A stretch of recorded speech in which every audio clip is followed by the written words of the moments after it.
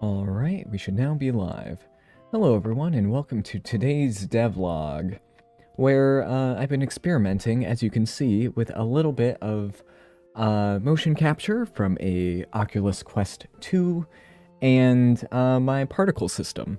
So with my particle system, I've been slowly upgrading it, making it better over time, and I was like, you know what? I recently got an app to a program to go and record data from a Quest 2, just the simple location data of the controllers and the helmet. I'm looking to make a version that is a Blender add-on. Blender currently has a method of having, well, it has a pre-built-in add-on for a VR preview. You just simply plug in your headset, click start session, and it works. And I'm looking to make a version where it takes the controller locations and the headset location, which is already in Blender, and then parent empties to those locations. And then as you're walking around and doing stuff, it will auto keyframe when there's any change. And then ideally, who knows, maybe I can make it so that every time you replay it, it'll make new empties so that you could record multiple sessions in one go. But we will see. I'll see if I can. The hard part's been, I found where the matrix is for the controllers and the headset, but the difficult part is getting that out of one add-on into another. I'm not sure how to do that. But anyway, with this setup, as we can see, I have the particle trails spawning in from the controllers, which this is the setup for the trails. With my new particle system, it's really good. I'm very, very happy with it. It's just so much simpler than all of my previous setups. The biggest part of this is putting particles where the controllers are and then having the velocity fire in the direction of the controller. That's the biggest part, which is amazing. So yeah, what this does, as we can see here, there's just two particles that are on where the controllers are. Pretty simple stuff. And then I have my particle system, which, by the way, this is up on Gumroad for free. Not this exact file, the file with all the nodes. Not this one just yet. Not this file. But here we can see that with the particle system, with those new particles being added, they just go and do that. You know, fairly simple stuff, just particles floating around in the wind. And then I use my particle trail node to go and actually trail those particles. So as we can see, there's a ribbon trail going out from there. And as we can see, if we render this, we now have particles firing from the VR controllers. And I'm also able to get the viewpoint from the headset, which is really funny. And it should be fairly accurate. Yeah, it's a little behind where my eyes would be, but it's fine. But yeah, that's that. I have more plans with this. One new node that I added to my particle system is the curve effector, or it's called velocity to curve. So if I were to put a curve in here, let me put this right here. I have another Blender file where I already did this, and I'll probably show you that in a second. Let's go and add a velocity to curve, or wait, to curve. Let's see. Here we go. Is this the old one? Oh, it's the old one. Okay. Let's try to get the newer one. Let's see. Particle simulation, velocity to curve. There we go. So here we can have custom velocity. We just plug that in there. We set our object to be this curve. The response, I want the factor to be 0.5. Let's use normalize and include tangent. So we should see here that now the particles now follow the curve. Let's turn down the factor by a bit so that, you know, that it still goes along. And it looks pretty good. Let's turn the speed down just a little bit. I will say that most of the heavy lifting in the graphics department is, you know, the particle shader, which looks pretty good. Let's turn on the twist to this so that they will spiral around the curve. As we can see, it looks pretty cool, but I have a better setup that showcases this in a better way. This could be a path. It doesn't have to be a circle, so let's go and add in a path. go and do this, rotate it so that's in the right direction. Well, and my camera is tilted. That messed up my head a little bit. So let's make it so that our curve goes over here a little bit, moves over to this side, and then just goes up, and we can extrude the curve even more. Whoop. From the camera FOV. Let's make a nice trail like this. Yeah, that's pretty cool. Pretty cool, pretty nice. Maybe let's bring this one a little bit closer. Okay. So now if we do this, we should see... Oh, that is beautiful. Oh, that's so good. Look at that. I think the one downside... How much is the noise? Let's turn up the noise so that we can get some more cool stuff happening. That's pretty cool. Okay. Tangent, we could turn the tangent off, but I would recommend using that. This means that it'll only spin around the curve, and it won't go along the tangent, even though in this case, I think it's moving across it because it literally can't move. Oh wait, no, that's because of the wind. But yeah, let's set that to be 0.1. And if we set this to additive, it will start speeding up a ton because it's adding to the input velocity. So if I turn that down by... Actually, wait. Oh wait, additive overrides the... Yeah, that part. Let's go and do this, so that's just a little bit. There we go. Pretty cool. So it's not affecting it as much as it would normally. And then if we were to do this, we'll see that it will always go onto the curve. This will lock it to the curve entirely. And if we uncheck normalize. So here, these particles will always be on the curve, completely locked. But if you were to include the tangent, they'll go and, yeah, move forward along the curve. Pretty standard stuff. You know. Let's turn down the... Oh, that looks so cool. Sorry that I'm geeking out about my own projects, but I'm having quite a bit of fun with this. Now that I finally have... I was able to build the systems to create... Like, look at that. I finally have the particle systems that I've wanted in Blender because I made them, and now I can have fun with them. Do a ton of cool things. It seems to be mostly the trails, though. Those really help the magical look of it. Okay. Other than this, what else do I need to show? Okay, I'm going to go over to the other portal example, which shows off the curve effector. Let's see, VR particles portal. Let's see, oh, I saved it in a very funny state. Let me go and bring the chat back up. All right. So with this version, we should see, there we go. So here we can see the curve effector is working quite well. It's beautiful. I will, however, go and make this more of a classic Doctor Strange portal. So let's just go and do this, make it so that the curve will rotate.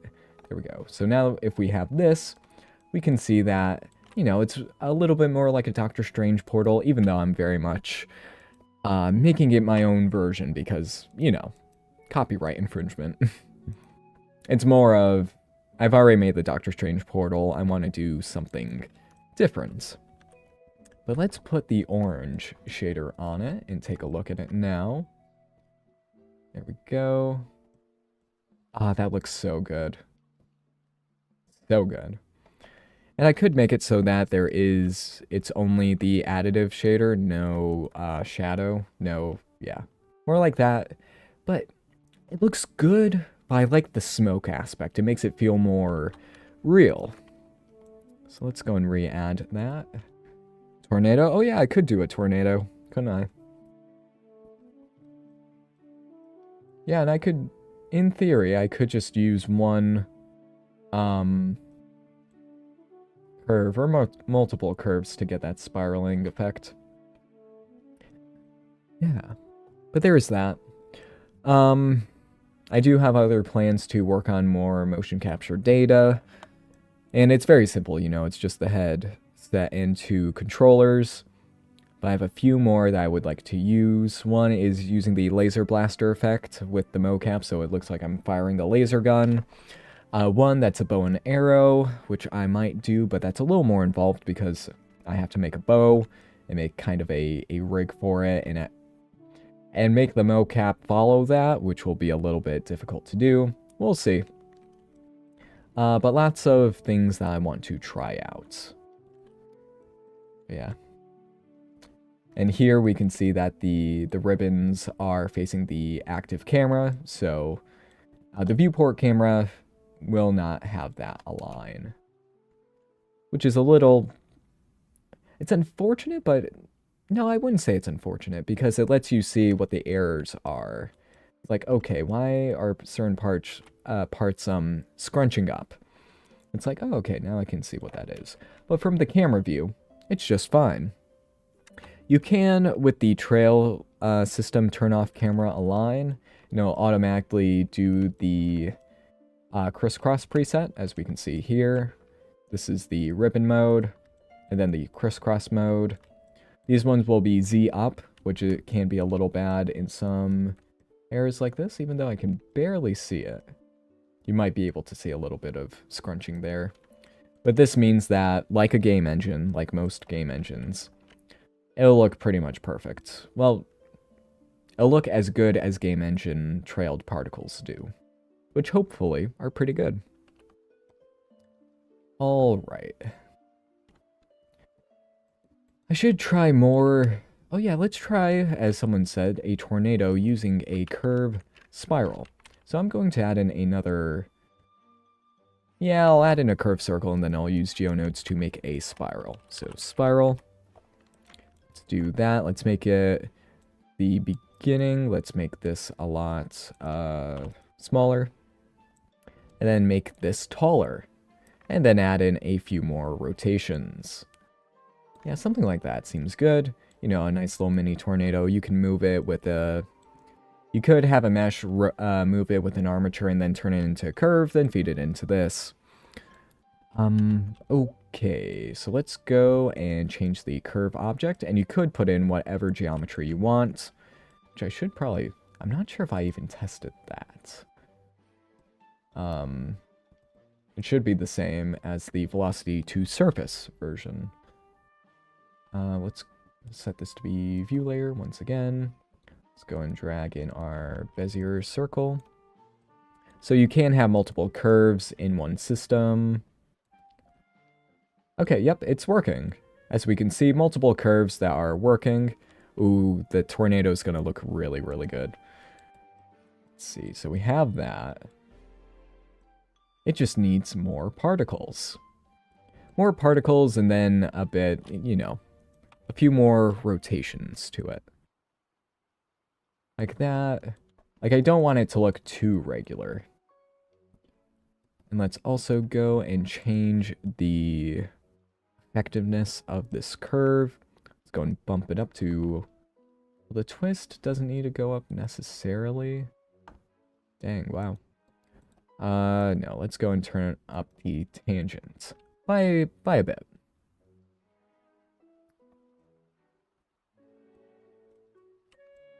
Okay. Let's set the factor to be 0.2. I don't know why they keep going up to the top. Oh, that's because it was set to original instead of relative. There we go. Now it looks a little more consistent. So I should just have this as the input there, because I don't want a collection of curves. In this case, I just want one. There we go. That's pretty cool. But let's set the factor to be less. I actually need to remind myself. Okay. Yeah, additive will override the mix factor, as the name implies. So we have that. Still a little bit too low. Like, such a low factor will still make it follow it a lot more than I kind of want. Like, I want it to be mostly there, but I want it to stay in its kind of lane as it goes up the path. Here, let's set this to be normalize. Okay, wow, that worked out a bit better.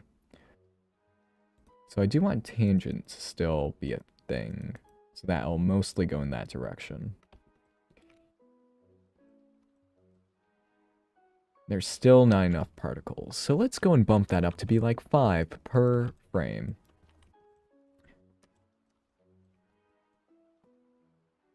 Oh, that's so cool. Okay, let's go and override the switch node, which will turn off the particles in the middle part of the animation here. Wow. Oh, we're getting a little bit of lag. Fair enough. I have been pushing this quite a bit. It still feels a little bit too bound, so I'm going to go and reduce the effectiveness by a little bit.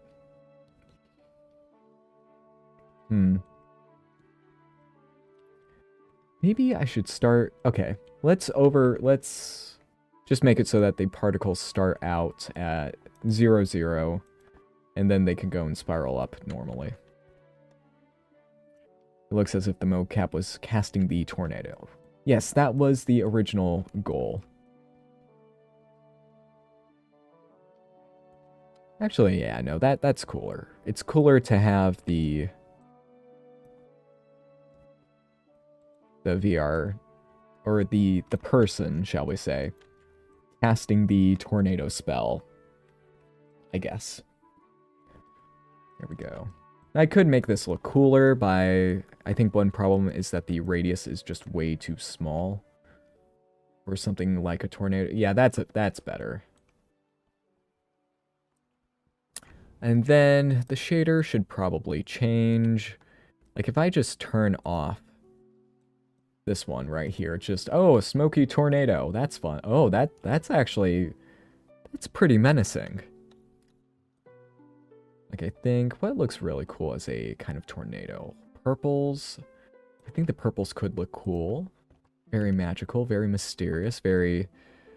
Wow, yeah, that's gonna murder someone. Like, that looks way too malicious. But unfortunately, the tangent is still being a little... It's being a little hidden overall.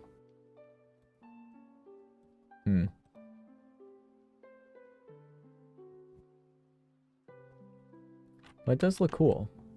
And if I were to, say, turn off the background, I probably won't be saving this one. Ooh, that looks so cool. And the thing is, a shader like this should probably be able to be put into a game engine if you recreate it. Like the ribbon system, like this kind of particle system, I'm basing it vaguely off of Unreal Engine's Niagara system. So something like this should be entirely possible in other engines. But I'm just so happy that we're finally getting, like, effects like this inside of Blender by default. Well, not by default, but you don't need to install add-ons for it, shall I say. Oh, that's so cool. Let's make it green.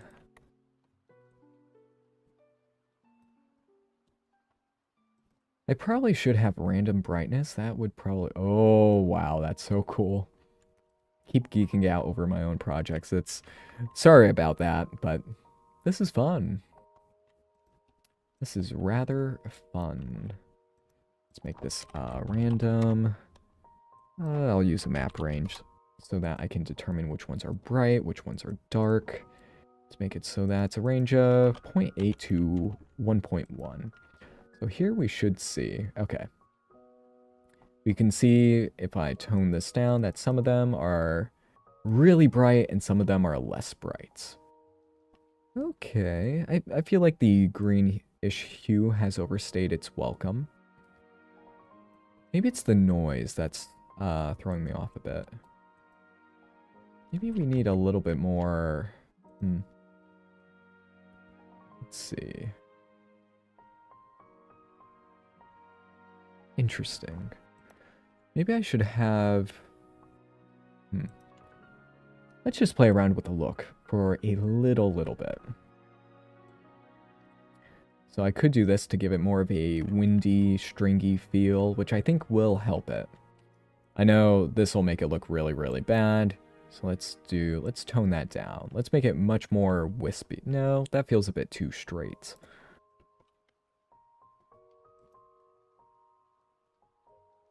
Let's see.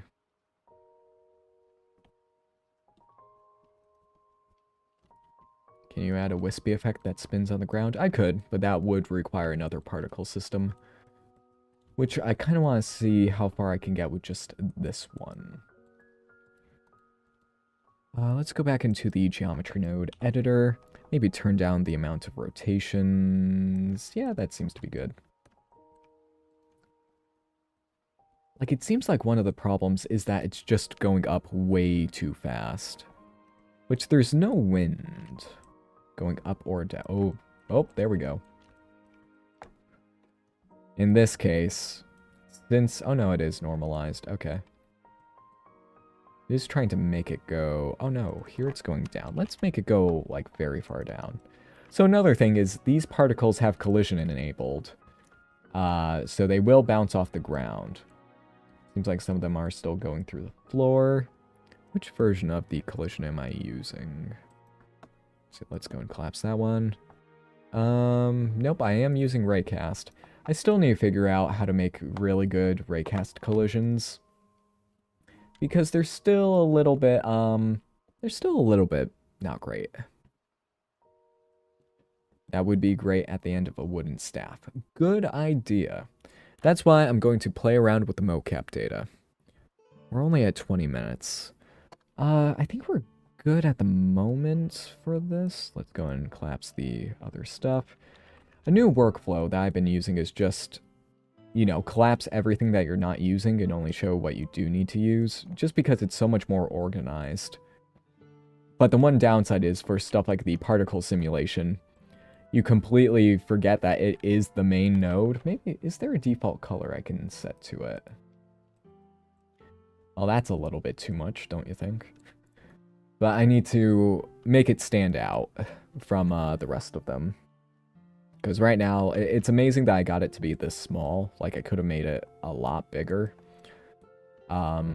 Just with the inputs. We also don't have nested subpanels, which is why this still feels disorganized when you open up one of them.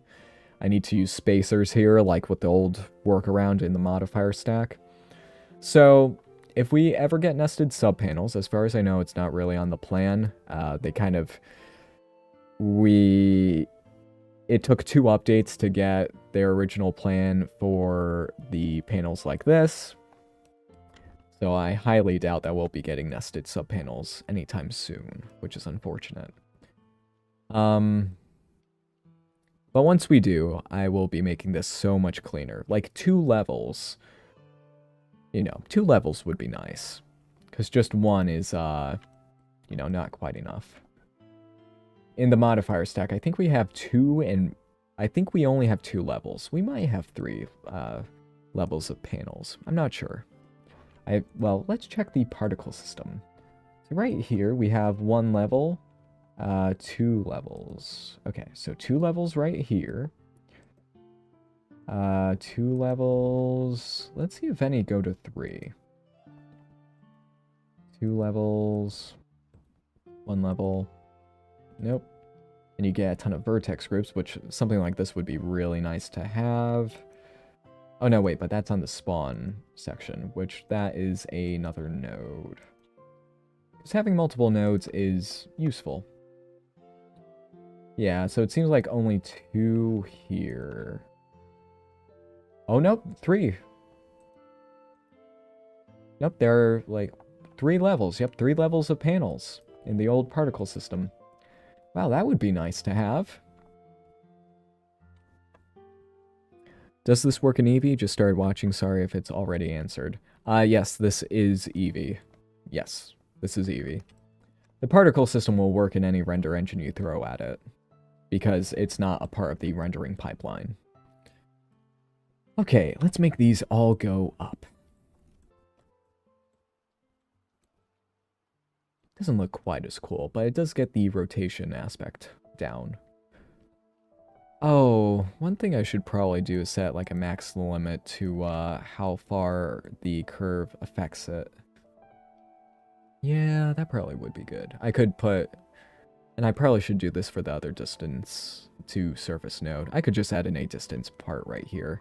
Then you can mix between the new velocity and the other one. Yeah, that would be fine. But yeah, that's cool. Okay, I've delayed enough. Let's go over to the Actually, before we go, let's, instead of having the mystical trails, let's go and instance just regular old particles. So, let's see, particle, nope, I spelled it completely wrong. Wow. Man, I really like how it's just that all the way through.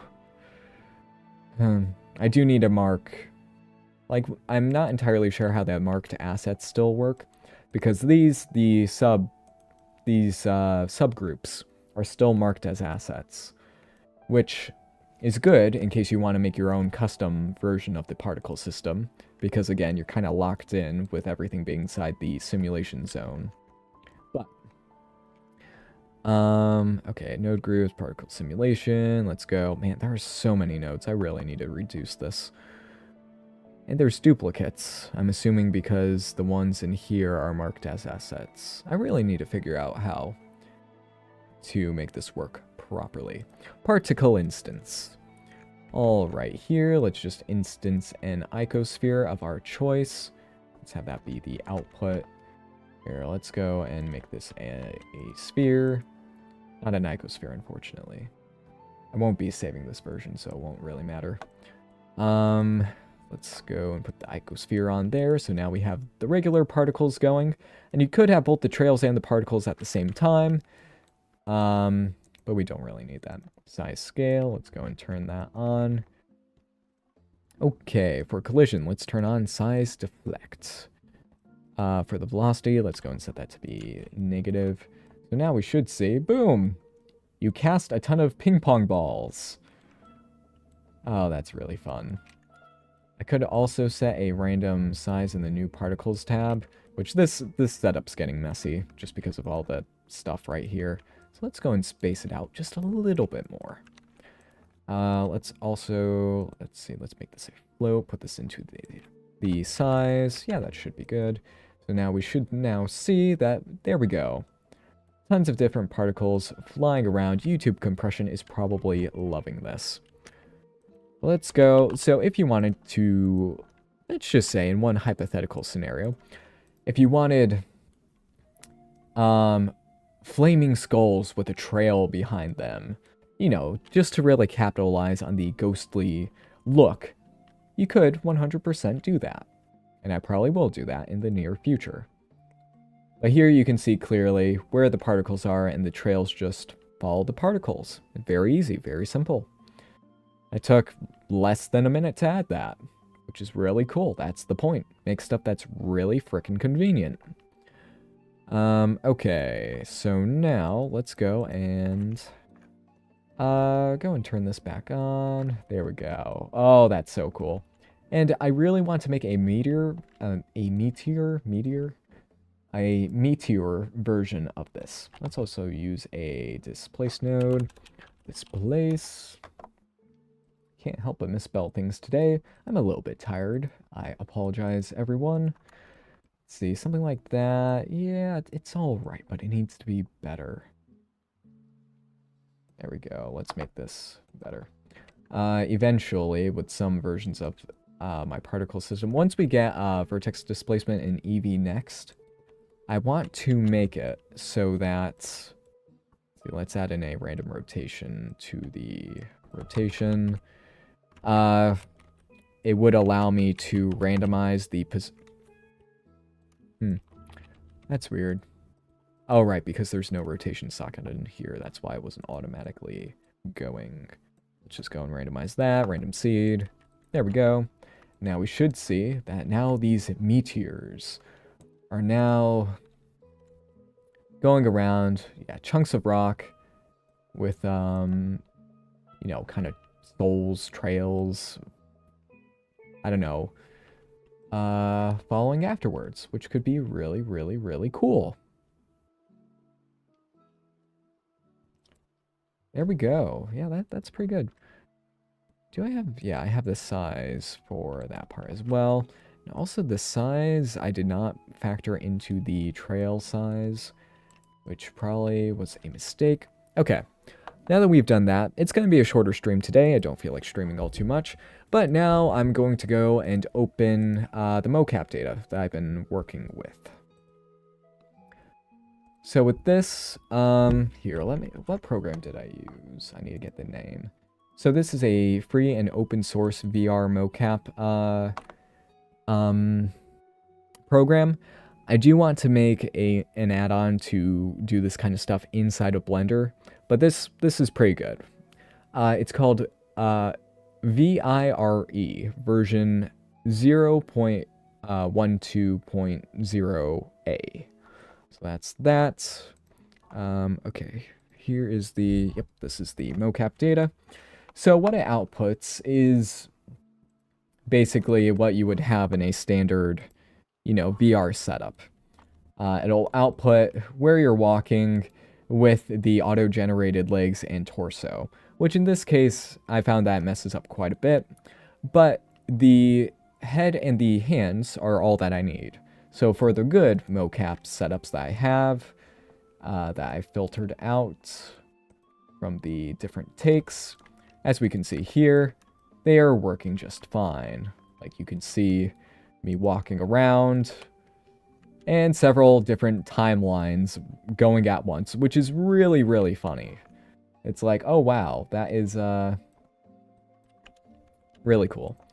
So here's one. Here, let me full screen it just in case it's a little hard to see on YouTube. So, oh wait, I should... Okay, I'm going to go and... I've done this before, but I'm going to go and attach empties to the different parts, which should be fairly simple. Child of... We want this to be here. This will be head. Head. There we go. And then I'm going to have one for the hand right and hand left. And left. Ideally, I would have it so that... Let's see, let's set that to... Now that should be 0.1. I should change these to be the axes. And so on. Arrows, and the head can remain a sphere, just so that, you know, heads are usually kind of spherical. 0.1, there we go. There we go, now we can clearly see what's going on. So you go, get up, walk around.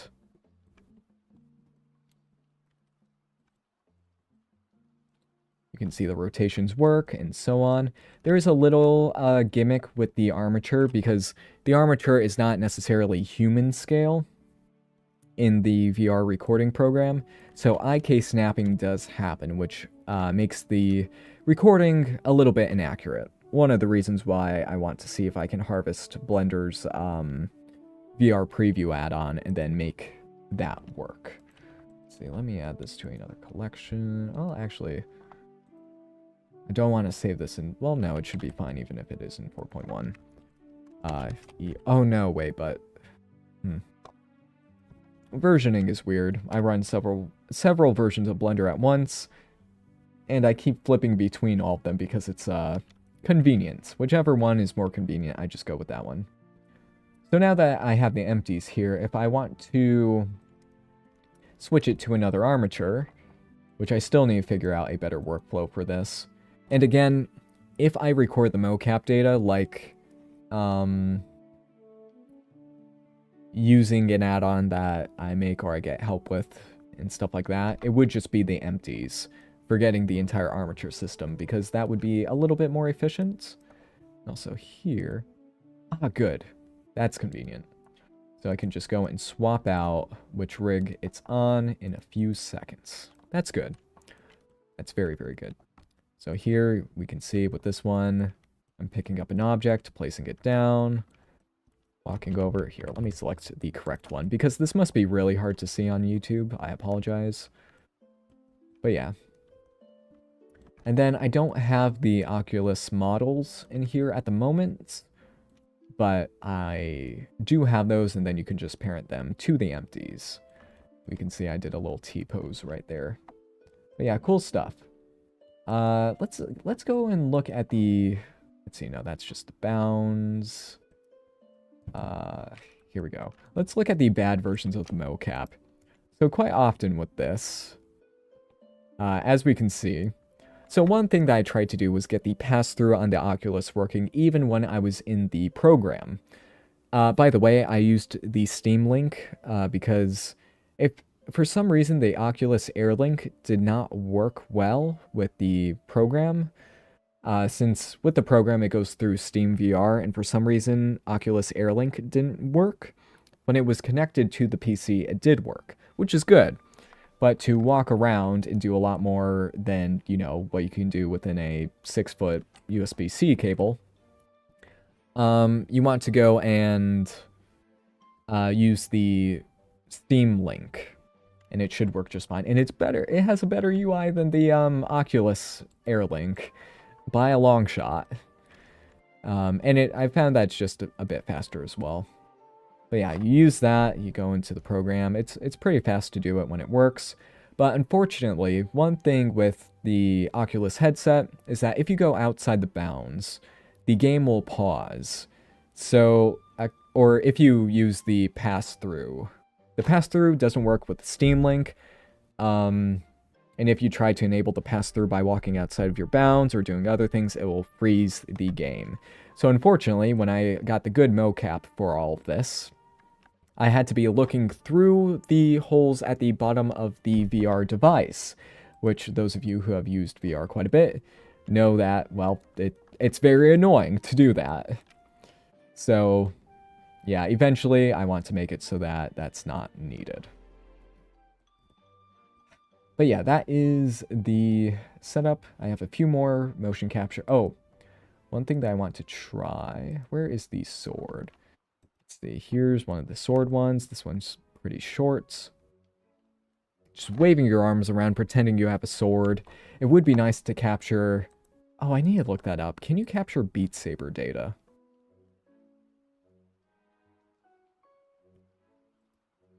Yeah, that one's pretty aggressive. Let's go over to this one. Yes, this one, walking around with doing the sword, that one's pretty good. Let me go and swap over the empties to that. There we go. I did find it a bit weird because finding programs that would let you export the data from the headset, it was a little difficult to find one that was under like 50 bucks, or no, let me get an accurate estimate, like $25, because there were programs that tried to do a lot more than just export the motion capture data. Okay, let's go and make an impromptu trail system. Actually, I do have... Oh wait, I can use my particle trail system. That might actually work in this case. Or would it? I'm actually not too sure about that. I can try. Here, let's just go and rotate this. And then I will attempt to trail this edge. So there we go. We have a very nice sword. Let's just go and shrink the sword by a bit. So I don't want to make a global space simulation on that one object, so I'll just go and reference our sword. Let's go and use a simulation zone. Simulation zone. The one simulation node we have. Sad. But it gives us the ability to make our own, so it's good. Let's set that to be relative. So here we can now see, there we go. Now we can have all the trails right there, and they work, well, the previous states of the effect. And then, let's see, how would I do this? I need to remember, oh yeah, I could just go and, wait, sorry, Oh, I need to get the velocity. Okay, I'm going to do this in a very manual way because I don't have my other setup at the moment. So to quickly, or maybe not quickly, but to kind of get the velocity of an object from a mesh, you go and do this. You sample the position, or sample index, sample the position from the index, and then subtract the current position by that, store it as a named attribute, feed it into there, and you should be good. So this is a method of getting that. I would, here, turn on grid snapping. Never leave grid snapping off. It makes everything more disorganized, and you will highly despise yourself if you do not. So if you do this, this is now the velocity. And also, if you want to make it so that it doesn't glitch on the first frame, you can connect it to the first input. But it should look like this. So you do that, that's how you get the velocity. I can store this as a named attribute, I'll just label it vel. Sorry that I'm going at speed, but I want to get through this because I do not enjoy this part anymore. I've done it way too many times. That's why I made the particle system, I've done this way too many times. Let's set this to edge, connect that into there. And now we should see, there, oh shoot. Wait, what the... Maybe flip that around. That is not supposed to happen.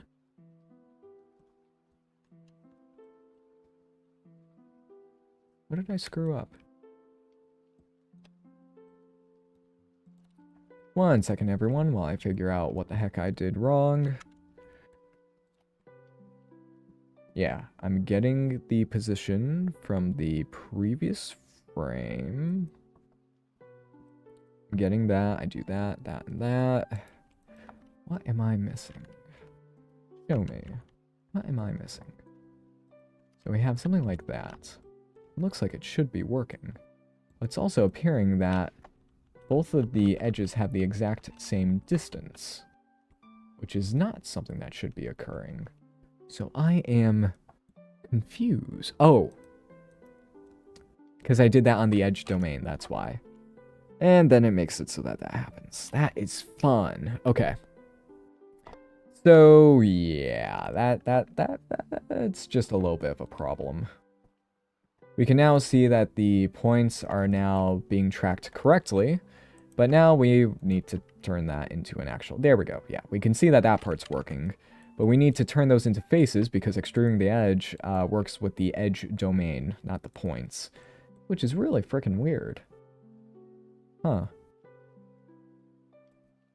No, it does make sense, but still, it still doesn't feel right.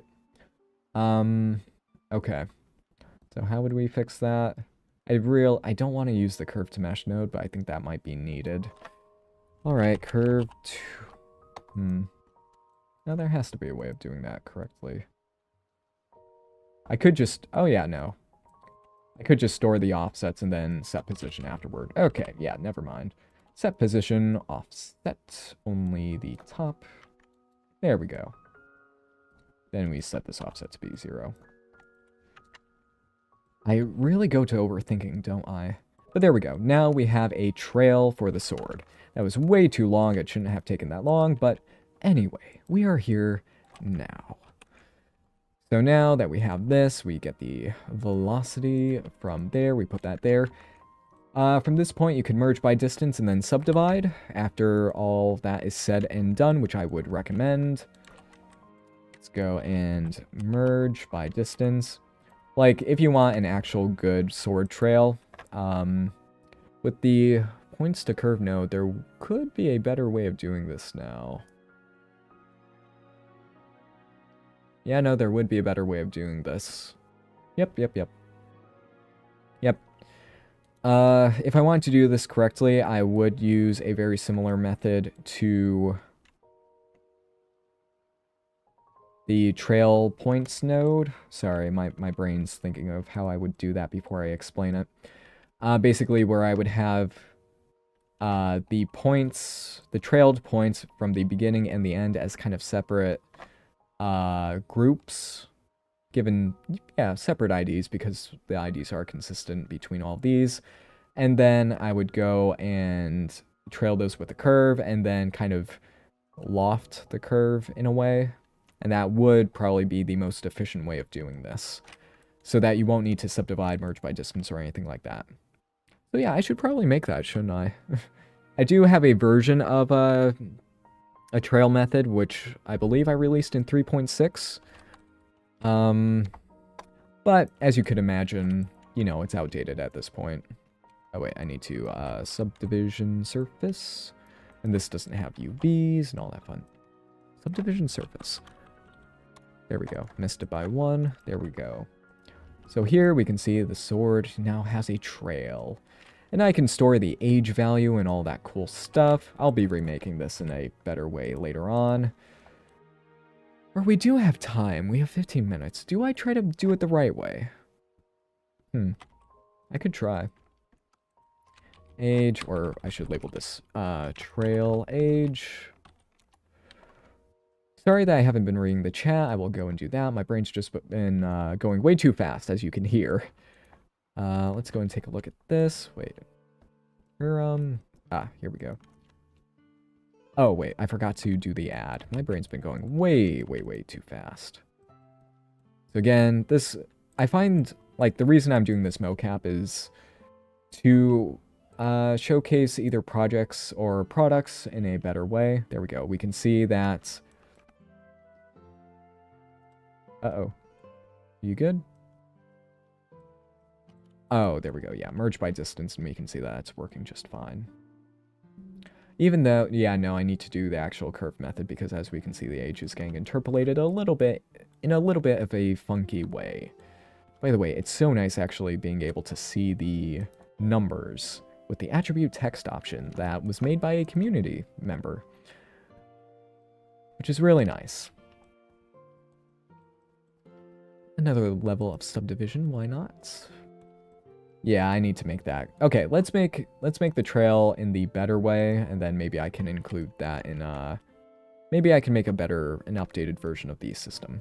So the good news is we'll only need one simulation zone, so this is completely unnecessary. So yeah, let's just go and make it the better way. So we just need a simulation zone similar to what we have up here. There we go. We need to change this to 2 points, mesh to points, because points to curve is still a thing that I need to use. To curve. Yeah, oh no, this will work phenomenally. Yeah, what was I completely forgot that, no, points to curve. Points to curve. Because I completely forgot that the curve group ID thing happens.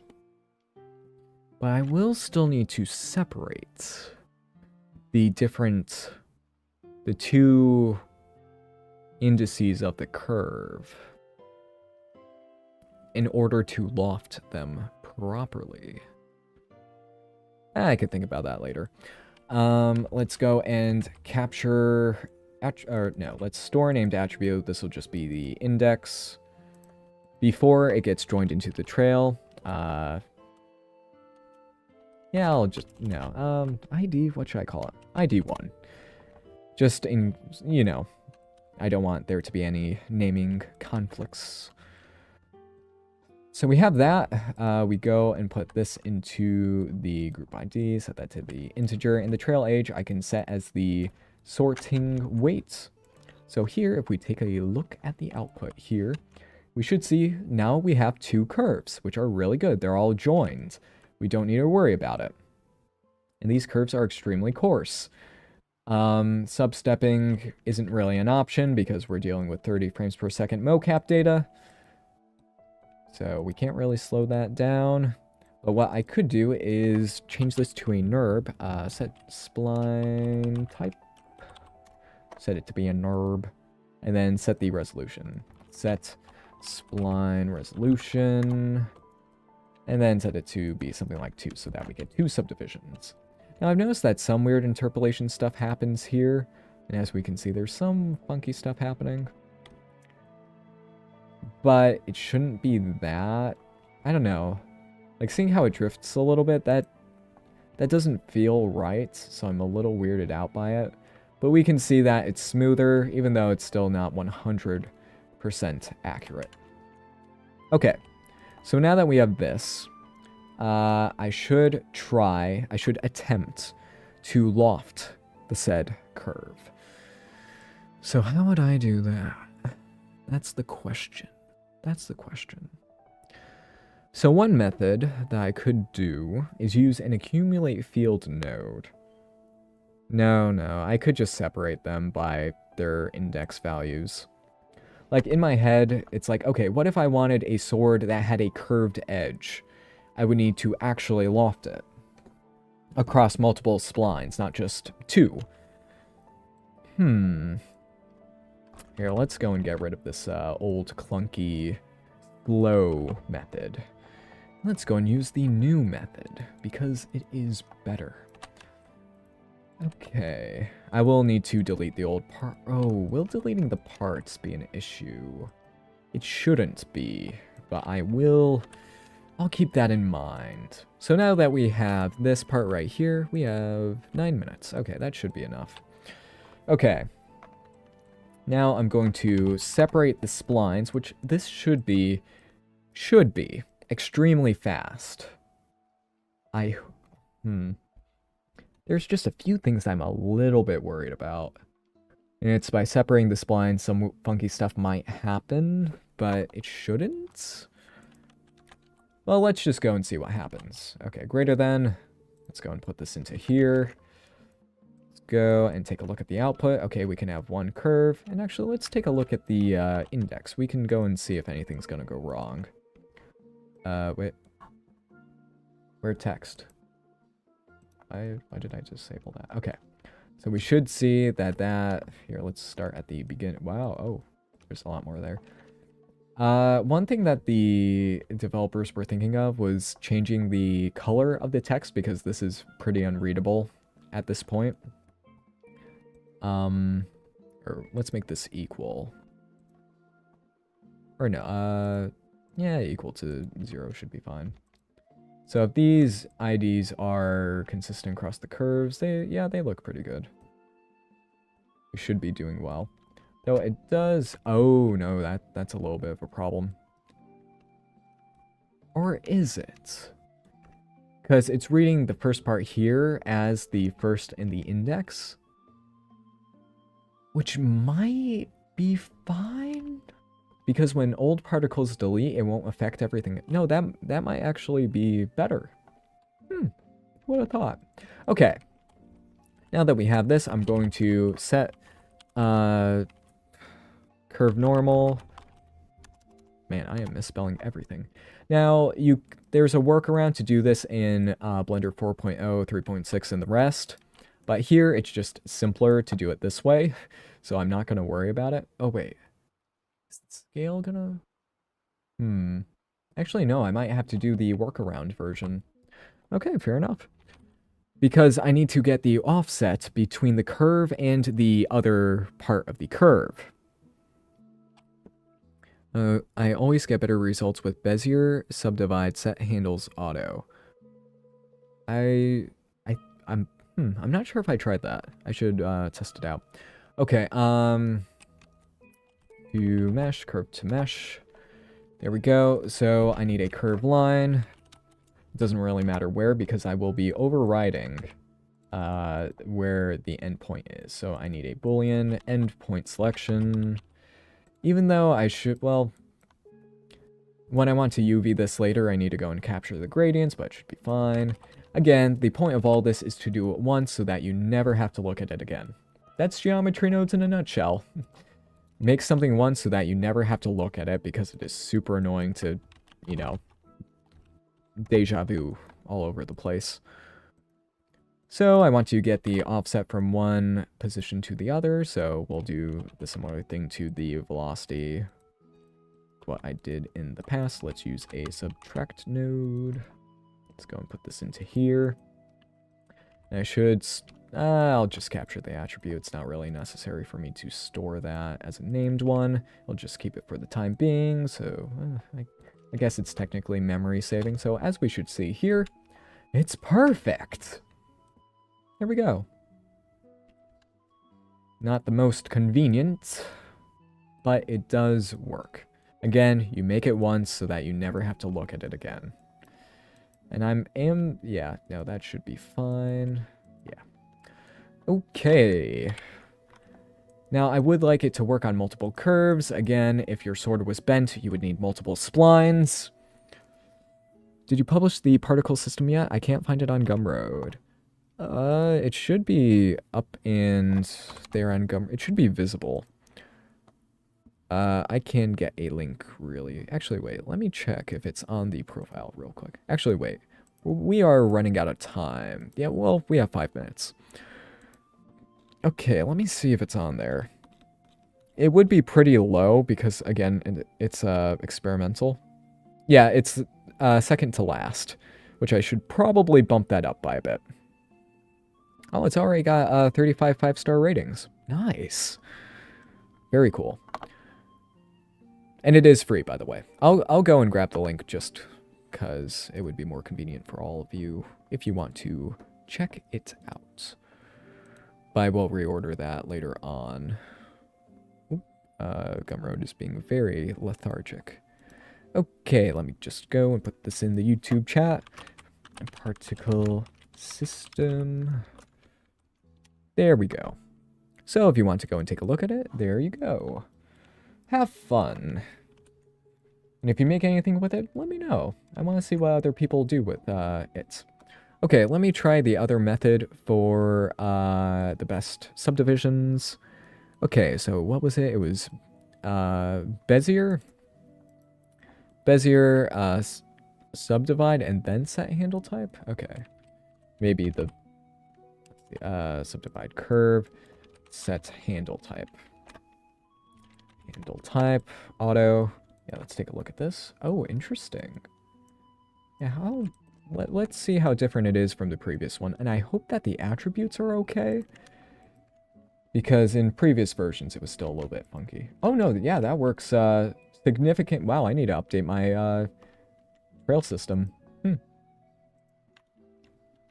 yeah. Here, let's go and join the two just because I want to see. I just don't want to overcompensate. Because stuff like that, I'm just a tad worried about. Okay. So, okay, yeah.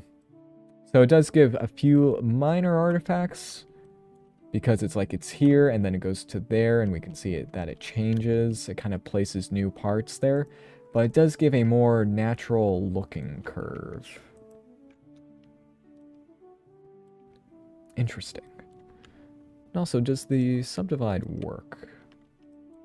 The other version. Oh, yeah, subdivide does work. Okay. I need to change that system. I should probably set it to... Actually, yeah, that's weird. How... Huh. Yeah, that's interesting. Let me set it to auto first and then put it in there. Because I need a good way of subdividing instead. Yeah, that's interesting. How it subdivides and then it does that. Like it's supposed to get smoother, not less smooth.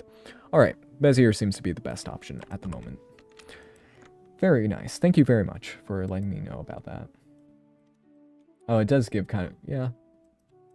Oh, wait a second. Oh. The subdivisions. Okay, okay. Yeah, or... Yeah, that... Okay. So if I do that... let's do curve 2 points so that I can actually see how many points there are. We're almost at an hour. Let's make this evaluated. So if I turn this down... Interesting. So, setting the spline resolution... That seems to work okay. Oh, wait. Now that gives very... Wow, that's interesting. Let's take a look at it. So we have this, which is just the spline working normally. We set those to there, and then when we subdivide... Okay, that seems to be a better, less glitchy option. Okay. So handle and then subdivide. And resolution, of course. So that weird stuff does not occur. Like having way too many points there. Okay. That seems to be good. Alright. So, more nodes. Could be a little inconvenience. So I need to update the particle trails with that. It shouldn't affect it all too much. Like even the settings should be just fine. I just need to do a little bit of renaming. So there we go with that. So here we can see that's working just fine. Trail age. Okay, let's now go and do a little bit of shader work on this now that we have this working quite well. Set material. I will end the stream soon. I don't want to prolong this way too long. But again, with these setups, if you're like, oh, this takes so long, again, the point is to make this a node group so that you never have to look inside of it again. Because if you don't do that, you will remake it 15 times and then wonder, oh, this isn't great. And also, I should put in an option to subdivide the loft part of it. Probably would be better. Okay. No, I want the attributes. I want the trail age. Take a look at this. We should see... Oh, that's blinding. Sorry about that, everyone. Let's see. 1, 0. There we go. So now we should see here... Oh, that's going to look so good. That's going to look really good. Okay. And, of course, I did not store... Okay. So a few things that I need to change. So one thing is... Okay, yep. I need to change a few things. So I want the ability to change the resolution of this curve if you want more geometry. In this case, it'll be 2. But then I need to go and store the store named attribute. I want the parameter. We are over an hour. I need to keep the time in check. Gradient Y, and again, you will want to make this into a UV map later, but I'll do that on my own time. And then you want to use said gradient, which you can either capture and then store the UV map and not have excess attributes and such. Named attributes, that is. But here, we're just going to use this as the scale for the offset. So we should see here that no matter how many subdivisions we have, it now works very, very well. Again, kind of lofting a curve in a way. If you want to add in more curves and such, I need to find a method to do that reliably that won't glitch out. But anyway, now that we have that done, I do need to read the chat. I apologize. Let's take a little break and read that. And I should label all these. So mesh curve.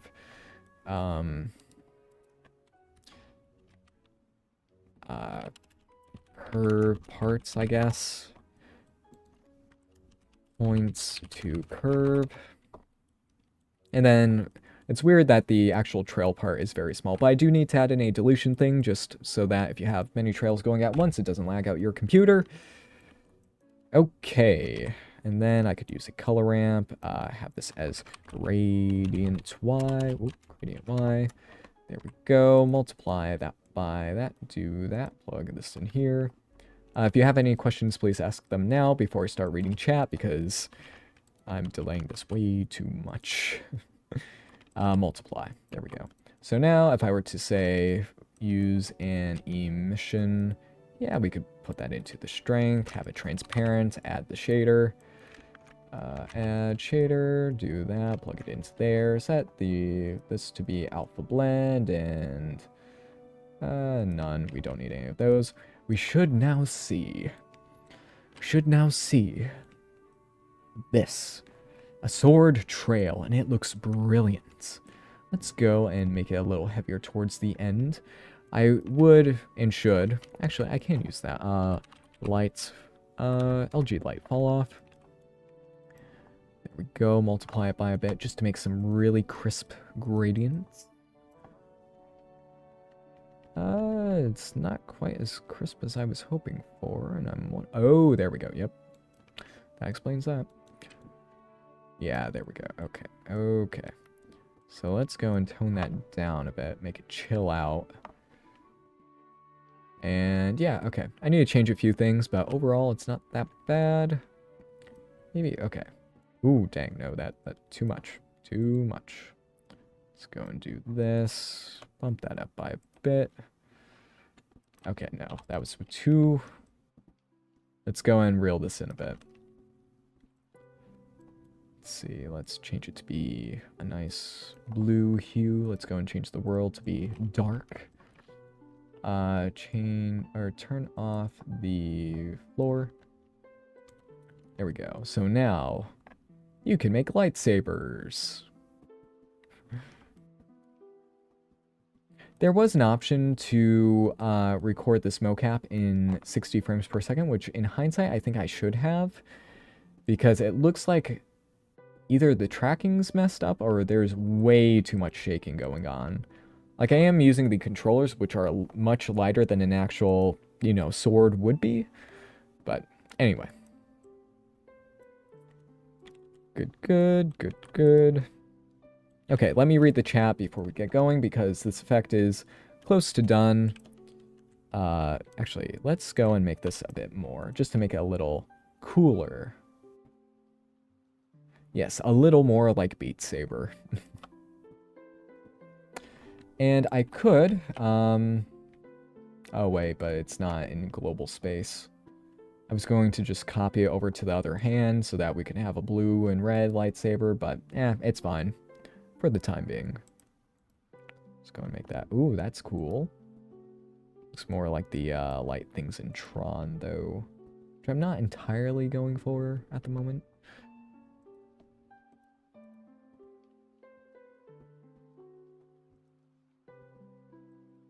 See. Alright, and I do want to try this on the other sword version. So let's go and enable this one, and then just go and swap the parents. So sword 2, and sword 2. There we go. Let's go and hide sword 3. There we go. Oh, and that was made to be both at once. So it needs, you know, the fancy stuff, but anyway. Okay, does the motion capture utility provide a smooth/dampening adjustment to reduce jitter? No, I can do that in Blender easily with a few clicks. But I think it's more of a result of me holding very light controllers and moving my wrists around. When in here it's like, oh, you're holding a lightsaber. Like, quite... If you've used VR swords before, they don't look right because, again, you're holding something that's a lot less weight. Okay, so that's pretty good. Pretty good. But yeah, that's how you would make a... And this trail is possible in 4.0, I believe. I believe that has the points to curve node, which is really good that we finally have that. Yeah, I just need to find a method of lofting the faces properly, because I'm not sure if there's a proper way to do that just yet. Maybe the accumulate... The only thing I can think of is the accumulate field node. I think that could work. No, yeah, I think that would work. I need to think about that. I'll get back to you all about that. Okay, let me read the chat, because I must have missed a lot. Let's see, I love your videos because of your videos I got interested in what geometry nodes are and how to use them, and I still don't understand it. Fair enough. They're the building blocks of all cool effects, shall we say. And they're still fairly limited, but these live streams are very much me going at speed because it's like, oh, we have to do this all within an hour. Give or take some time. That's just the time limit that I gave myself, because if I go beyond that, there's diminishing returns to the effects. Okay, I think I will... I don't think I made any breaking changes to this besides it being in 4.1, which I could probably revert it back. I'm going to go back to the... just to bring this back around to the cool stuff. Let's go back to the portal or the original. Okay, yeah, let's go back to this one. So, yeah, I'm very much going at speed. I'm doing very fast stuff. If you want to see more, you know, slower setups, then I would recommend going back in time a bit because I've gotten faster over time and as I've made the node groups and such. But it seems like the future of geometry nodes will be just custom node groups and such, which is it'll be a little more difficult for people to learn. But then again, dissecting node groups is very good for learning. It's like, okay, oh, I can see there's a switch node here and doing this and that and that and that. But yeah, okay. What's the idea of trail smoke? That must have been an old thing because I'm forgetting what it was about. For the sword, I'm assuming it was when that comment was sent. It was just to make a cool trail. Like, I need to make it a lot better, more like the, you know, particle trails I have here. Man, this is so shaky. When this is rendered with motion blur, it looks so much better than here, because here it just looks like a shaky mess. It's funny. What else? Will you make some kind of tutorial for the Lego assembly nodes and how it works and how to customize it? Oh, that, for the Lego assembly nodes, that project is, like, I think over 2 years old now.